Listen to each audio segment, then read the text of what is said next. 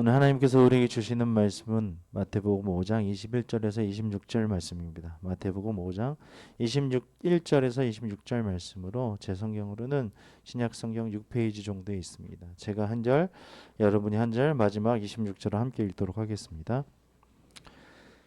옛 사람에게 말한 바 살인하지 말라. 누구든지 살인하면 심판을 받게 되리라 하였다는 것을 너희가 들었으나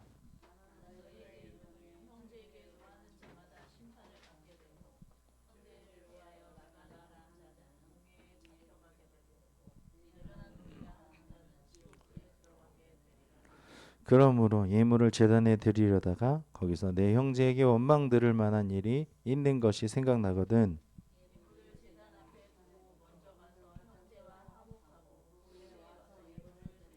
너를 고발하는 자와 함께 길에 있을 때에 급히 사화하라. 그 고발하는 자가 너를 재판관에게 내어주고 재판관이 옥리에게 내어주어 옥에 가둘까 염려하라. 진실로 내게 이르노니 내가 한 푼이라도 남김없이 다 갚기 전에는 결코 거기서 나오지 못하리라. 아멘. 우리 하나님께 영광의 박수 올려드립시다.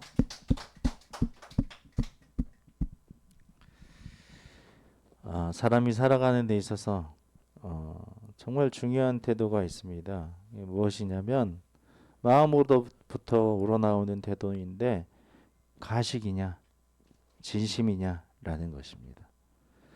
마음의 의도가 가식적이냐 마음의 의도가 순수하고 진심이냐라는 것입니다. 그것은 과정에서도 드러나고 결과에서도 드러나는 것입니다. 어떤 사람들은 그렇게 얘기하죠. 결과가 좋으면 다 좋지 않느냐, 좋은 게 아니냐라고 얘기하는데 처음부터 좋은 마음과 순수한 것을 가지는 것이 나중에도 탈이 없는 것을 우리가 많이 볼 수 있습니다. 그것은 하나님께서도 그렇게 하셨다는 것을 우리가 알 수 있는데요. 이 세상을 지으실 때에도 무엇을 받으시려고 어떤 것을 얻으시려고 이 천지를 창조하시지 않으셨다는 것이죠. 그냥 하나님께서 보시기에 좋았더라 라는 그런 마음을 가지시고 이 세상을 창조하셨다는 것입니다. 우리도 하나님의 의도에 따라서 순수하고 진심으로 하나님 앞에 나아가야 할 줄로 믿습니다. 아멘. 오늘 말씀을 보시면 오늘 말씀에서 저자직강이라는 그 말씀을 아시지요? 그 책을 쓴 사람이 그냥 직강을 하는 거예요. 강의를 하는 거죠. 직접 강의를 하는 건데 예수님께서는 그렇게 하고 계십니다. 오늘 말씀 보시면 예수님께서는 율법의 완성자로서 천국 백성들에게 더 나은 의의를 가르치시면서 그 신뢰들을 말씀하시고 풀어서 설명해 주시는 것을 볼 수 있는데요. 우리 오늘 한번 22절 한번 다시 한번 읽어보도록 하겠습니다. 시작. 나는 너희에게 이르노니 형제에게 노하는 자마다 심판을 받게 되고 형제를 대하여 나가라 하는 자는 공회에 잡혀가게 되고 미련한 놈이라 하는 자는 지옥불에 들어가게 되리라. 아멘. 예수님께서는 율법의 참 뜻을 가르쳐 주고 계세요. 예수님은 나는 너희에게 라는 표현을 하시는데요. 이것은 무슨 표현이냐면은 그 전에 이야기했던 모든 것들 그리고 21절에 보면 옛 사람에게 말한 바라는 이 율법에 있는 모든 이야기들을 이야기하는데요. 그것으로 지금까지 모든 사람들이 살아왔고 너희 유대인들이 살아왔지만 이것과 다른 의미로서 그러니까 저자 직강으로서 나는 너희에게 이른다, 말한다, 설명한다 라고 의미를 22절에서 그렇게 이야기하고 있는 것입니다. 그래서 참뜻을 가르쳐 주시면서 나는 너희에게 이르노니 라는 표현으로 사람들이 율법에 대해서 서기관과 바리새인들에게 듣고 배웠지만 그것의 참뜻은 정말 이러이러하다라는 것을 율법을 완성하러 오신 분으로서 직접 풀어서 그 본래의 의미를 이렇게 설명해 주시는 것입니다. 얼마나 놀라운 일입니까?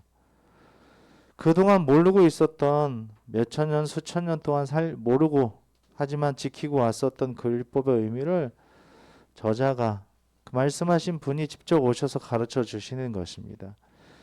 그 말씀을 듣는 그 사람이 복된 줄로 믿습니다. 오늘도 이 말씀을 듣는 우리 모두가 하나님의 복받은 사람들입니다. 그래서 이 말씀 듣고 잘 실천해서 하나님의 본래의 그 본심과 그 본뜻을 잘 이해하고 실천하시기를 주님의 이름으로 축원합니다. 아멘. 모세의 가르침과는 비교할 수 없는 하나님의 아들의 권위로서 말씀을 가르쳐 주시는 예수님께서 오늘 우리에게도 찾아오셔서 다시 새롭게 말씀을 들려주시는 것입니다. 과거에 이미 들었지만 다시 새로운 깨달음을 주시는 말씀을 묵상하며 이 말씀의 참뜻을 바로 알고 행하시기를 주님의 이름으로 축원합니다. 여기 22절에 보시면 라가라 하는 말은 멍텅구리, 바보라는 뜻입니다. 그래서 너 바보야, 너 멍텅구리야 라고 얘기하는 것이죠. 그리고 미련한 놈이라고 욕하는 것은 막대기와 돌처럼 언어도 사람을 해칠 수 있다는 것을 보여주는 것입니다. 너 미련한 놈이야.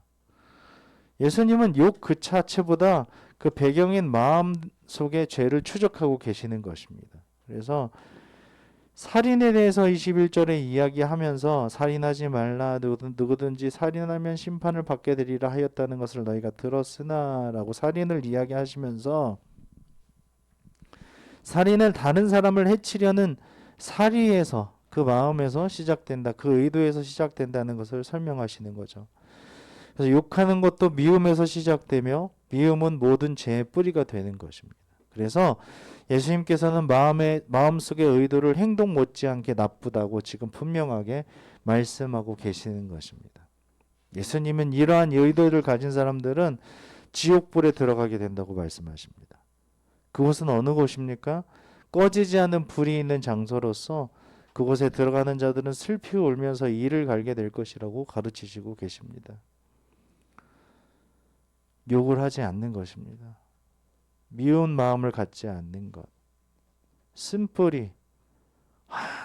전에 그랬는데, 그러한 일이 있었는데, 이런 마음들 다 가지고선 다른 사람을 대하면 그건 의도 자체가 순수하지 못한다는 거예요.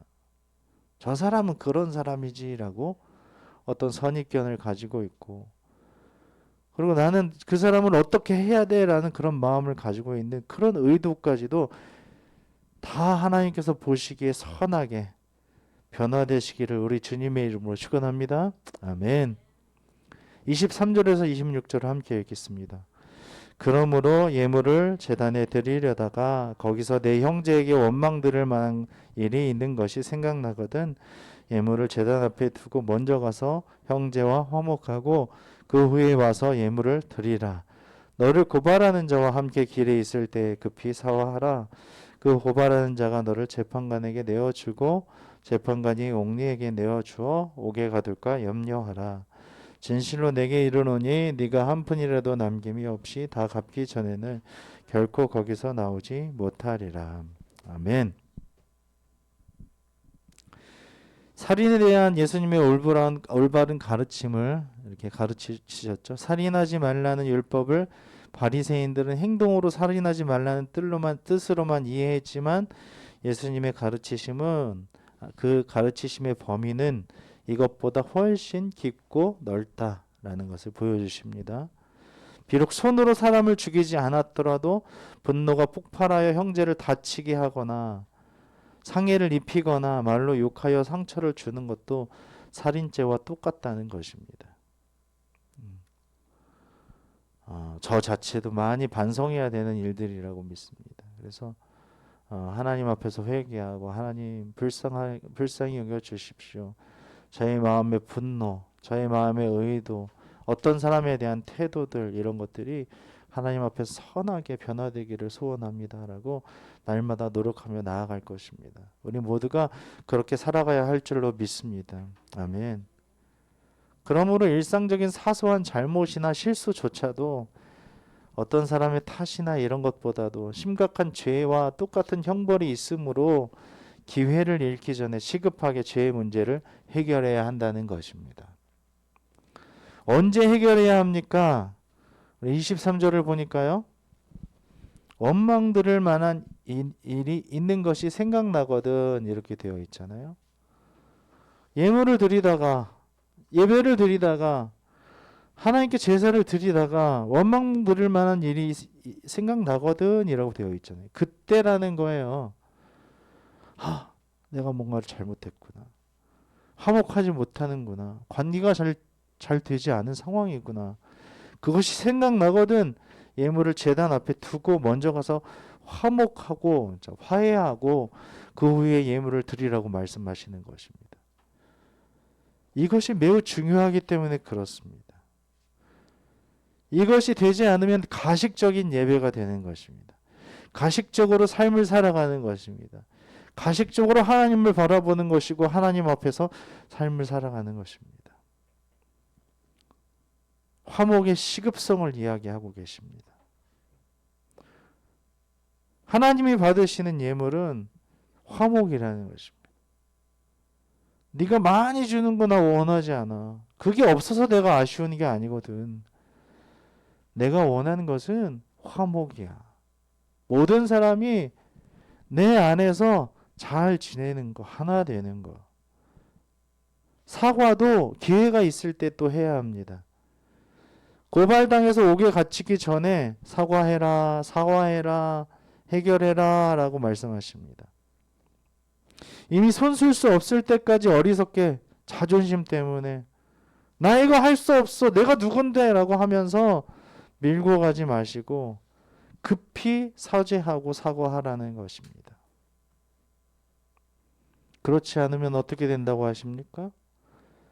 다 갚기 전에는 결코 거기서 나오지 못하리라.